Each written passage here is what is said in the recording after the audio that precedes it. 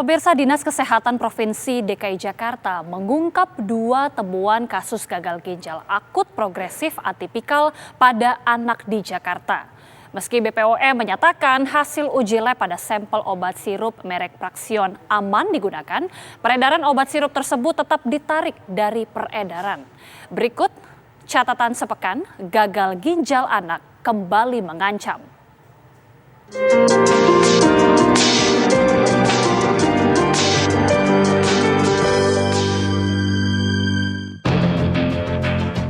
Sepanjang pekan ini, salah satu peristiwa yang menarik perhatian masyarakat tanah air adalah munculnya kembali kasus gagal ginjal akut pada anak.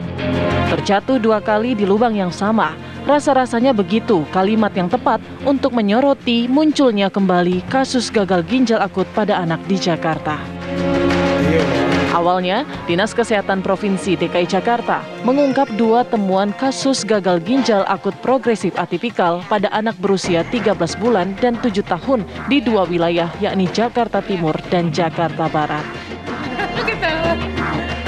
Gangguan ginjal akut progresif atipikal atau GGAPA pada anak di mana berusia 13 bulan dan 7 tahun yang berlokasi di Jakarta Timur dan juga Jakarta Barat, di mana kasus tersebut 1 diantaranya meninggal dunia berusia 13 bulan dan riwayat mengkonsumsi salah satu obat sirup untuk penurun demam yaitu Praxion.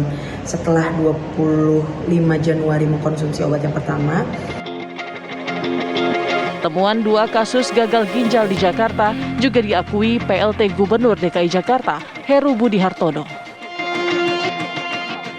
Dengan teman-teman Dinas Kesehatan untuk atasi dan penyebabnya apa, kita serius nanganin itu. Kalau penanganannya Pak, upaya penanganan supaya tidak bertambah apa aja Pak?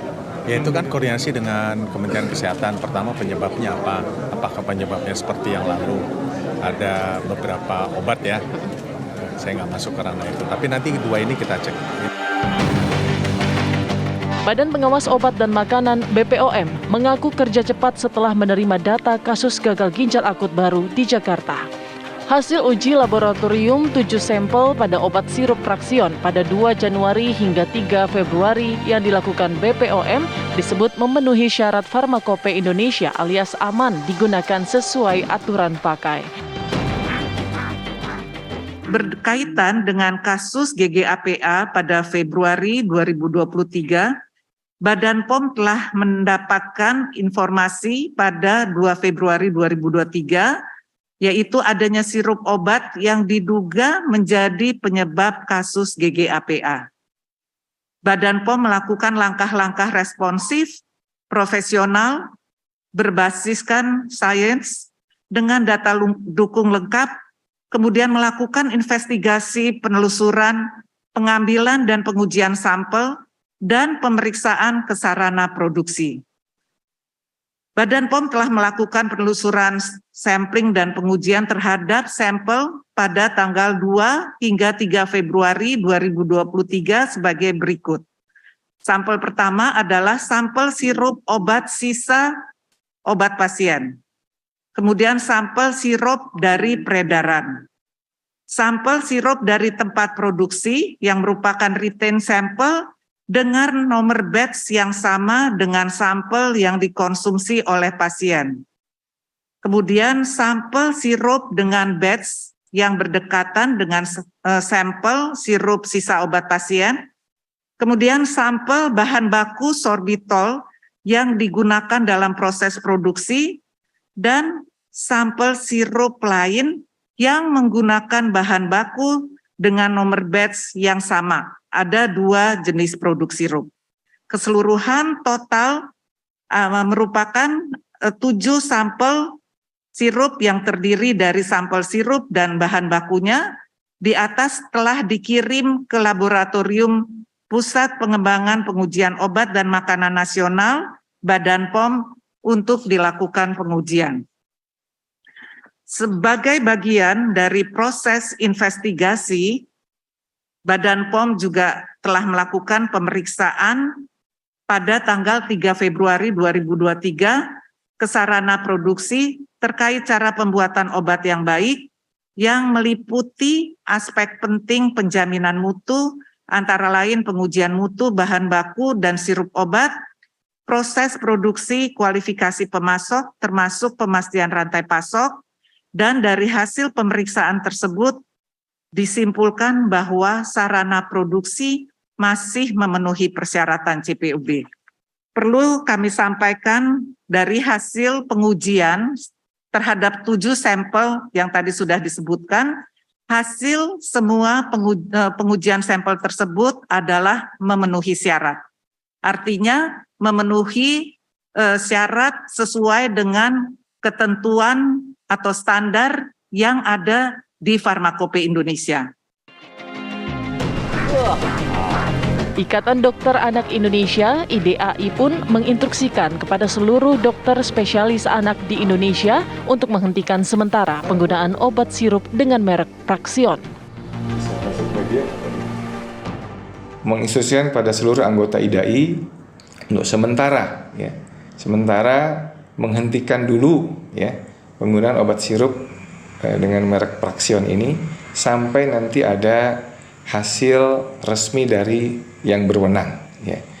Jadi mari kita berdoa bersama-sama semoga tidak lagi ada kasus-kasus baru karena bagi kita semua satu nyawa anak itu sangat berharga, tidak bisa dinilai dengan uang walaupun triliunan rupiah, satu nyawa itu sangat berharga. Dan kita mari melindungi anak-anak kita supaya sehat dan tidak kita berikan obat-obatan yang berbahaya. Oleh itu juga saya menghimbau pada para orang tua ini mungkin lebih ke upaya-upaya supaya tidak mudah memberikan obat-obatan apapun Jadi kalau demam mungkin pakai kompres hangat direndam air hangat sambil minum cairan yang cukup, istirahat cukup Jadi jangan terlalu mudah untuk kemudian memberikan obat-obatan Selain konsumen kesehatan, yang terkena dampak akibat buruknya pengawasan obat dan makanan yang dilakukan Badan Pengawas Obat dan Makanan adalah pedagang obat. Padahal, pukulan penjualan yang dialami pedagang akibat heboh kasus gagal ginjal sebelumnya belum pulih. Kita para pedagang pasar pramuka jadi kebingungan lagi, sementara dampak dari kasus kemarin aja itu belum membantu peningkatan penjualan obat-obatan terutama yang berjenis sirup gitu. Jadi sangat kita sayangkan kenapa timbul seperti ini lagi.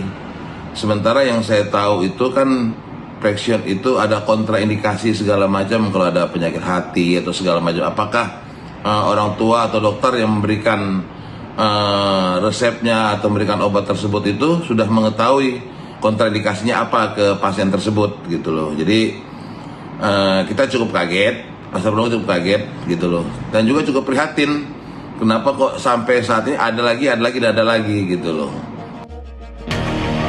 Penemuan 2 kasus baru di Jakarta bukanlah yang pertama. Sebelumnya, kasus gangguan ginjal akut muncul sejak Januari 2022, kemudian melonjak di bulan Agustus 2022. Saat itu, lebih dari 200 orang menjadi korban akibat mengkonsumsi obat sirup yang mengandung zat kimia berbahaya. Sampai kapan anak-anak Indonesia harus meregang nyawa akibat buruknya pengawasan obat di tanah air?